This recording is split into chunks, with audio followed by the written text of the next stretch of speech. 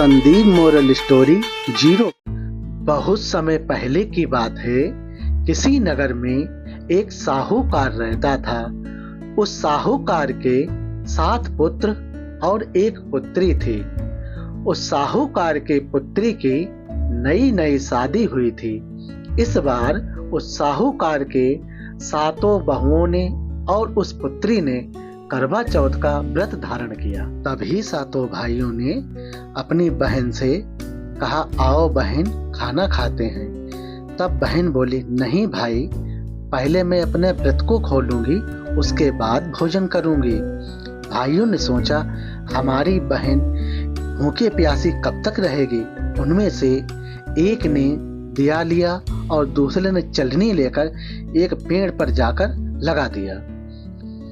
दिया और चलनी देखकर उसकी बहन बोली, आओ भाभी, चलो चांद निकल आया है, व्रत तोड़ते हैं। उसकी भाभी ने कहा, नहीं, ये तो तुम्हारा चांद निकला है, हमारा चांद अभी नहीं निकला है।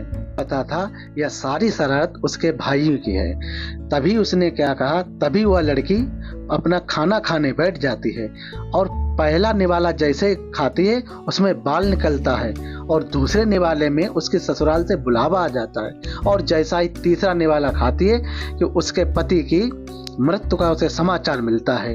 इधर उसकी माँ जैसे ही कपड़े खोलती है तो पहले सफेद, फिर काली, फिर नीले रंग की साड़ियाँ निकलती हैं।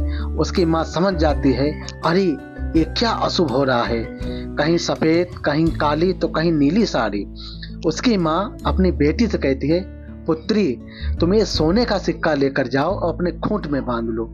जो भी कोई तुम्हें सदा सुहागिन होने का आशीर्वाद दे, ये सिक्का उसे दे देना और उसके पैर छूते जाना।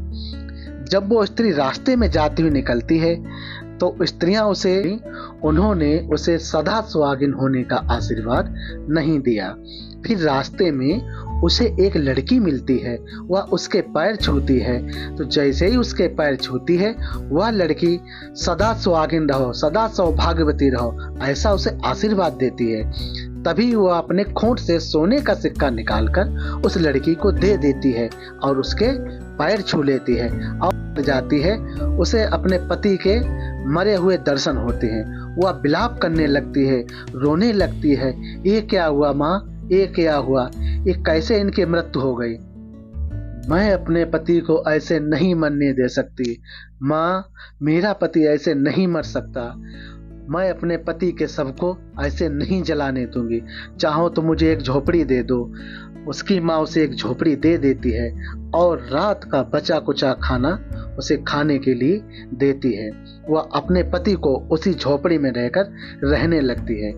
थोड़े समय बाद तिल चौथ आती है। फिर वह प्रार्थना करती है, हे माँ, मेरे पति को जीवित कर दो, हे माँ, मेरे पति को जीवित कर दो, जो भी मैंने अपराध किया है उसे क्षमा कर दो। इस प्रकार से वह विलाप करती रहती है। तभी चौथ माता प्रकट होती हैं। वो कहती है, मेरे पति को जिंदा कर दो माँ, मेरे पति को जिंदा कर दो। चौथ माता कहती हैं, भला मैं कौन होती हूँ तेरे पति को जिंदा करने वाली। भादों चौथ आएगी तो उससे कहना। जब भादों की चौथ आती है तब वो माँ से कहती है, माँ, मेरे पति को जिंदा कर दो माँ, मेरे पति को जिंदा कर दो। भादों चौथ भी कहती हैं कि ये करवा चौथ जब आएंगी वही माता तुझसे नाराज है, यदि तो उनके पैर पकड़ लेगी तो वो जिंदा कर देंगी। फिर करवा कर क्या कहती है, वो करवा चौथ माता के पैर पकड़ लेती है और गिड़गिड़ाने लगती है, हे माँ, मेरा अपराध क्षमा करो, मुझे अपनी गलती स्वीकार है माँ, और मेरे पति को जीवित कर दो माँ, मेरे पति को जीवित कर दो माँ।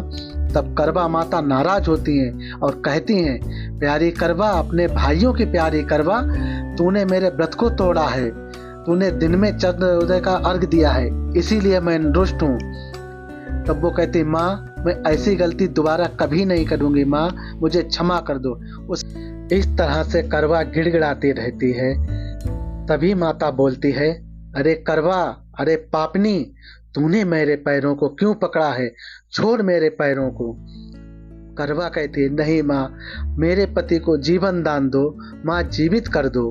बार बार उसके गिड़गिड़ाने पर तब करवा माँ का दिल पिघल जाता है और वो कहती हैं, अपने आंखों से काजल निकालती हैं, अपनी बिंदी से लाली निकालती हैं और अपने हाथों की मेहंदी से लालिमा निकालकर उसके पति पर छिड़क देती हैं। इस प्रकार से जैसे ही माता यह सारा विधान करती हैं, उसका पति जीवित हो जाता है। इस प्रकार से माता करवा की अनुकंपा से उसके पति को नया जीवन दान मिल जाता है और उसका पति माँ करवा की जय हो, माँ करवा की जय हो कहकर जीवित हो जाता है।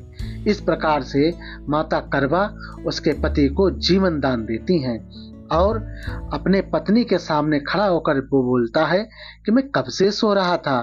तब उसकी पत्नी कहती है, हे पतिदेव, ये तो माता करवा का चमत्कार है जिनके प्रभाव से आप अभी अभी जीवित हुए हैं। जब उसका पति कहता है, मैं माता करवा के प्रभाव से जीवित हुआ हूँ, तब वो माता करवा की जोर से जयकार लगाकर कहता है, बोलो माता करवा की जय हो, बोलो माता करवा की जय हो। इस प्रकार से वो आवाज लगाता है। इस प्रकार से जब यह दोनों बातें करते होते हैं, तब उसकी ननद उनकी आवाज को सुनकर अपनी माँ को बता देती है। तब उसकी माँ वहीं झोपड़े में आ जाती है और अपने बेटे को जिंदा देखकर बहुत खुश हो जाती है। बोलती है, बहू ये कैसे हुआ? तब उसकी बहू अपनी माँ को बताती है, ये मेरी माँ करवा चौथ के प्रभाव से इनके प्राण जीवित हुए हैं और मेरी माँ ने इन्हें जीवन दान दिया है। और उसके बाद अपने सासू के पैर छूती है तो उसकी सास बहुत सुखी हो जाती है और बहुत खुश होकर बोलती है, हे बेटी, ये तेरी करवा चौथ के प्रभाव, व्रत के ही प्रभाव से मेरे बेटे के प्राण बचे हैं, लेकिन अब गांव वालों को कैसे यकीन दिलाएगी? तब उसकी बहू कहती है, माँ, गांव वालों में ढिंढोरा पिटवा दो कि सभी लोग करवा माता की पूजा देखने आए। जब सभी गांव वाले करवा माता की पूजा देखने आते हैं तो वो अपने हाथ से करवा सीधा घुमा देती है। उसके करवा सीधा घुमाते ही उसका पति करवा माता की कृपा से जीवित होकर खड़ा हो जाता है। तभी सभी लोग करवा माता की जय जयकार करने लगते हैं। इस प्रकार से करवा माता की कृपा से उसका पति पुनः जीवित हो जाता है। जो कोई भी इस वीडियो को देख रहा हो, करवा माता की कृपा से उसके पति की भी लंबी आयु हो और माता करवा के नाम से आप अच्छा सा माता करवा की जय होकर कमेंट कर दिए। इस प्रकार से